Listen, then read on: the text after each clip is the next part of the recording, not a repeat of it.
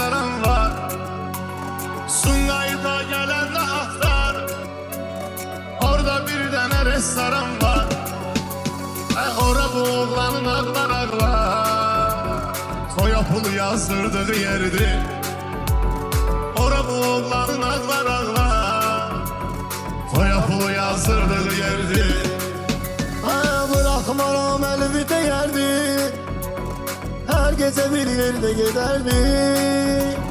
Bırakmaram elvi değerdi. Her gece bir yerde giderdi.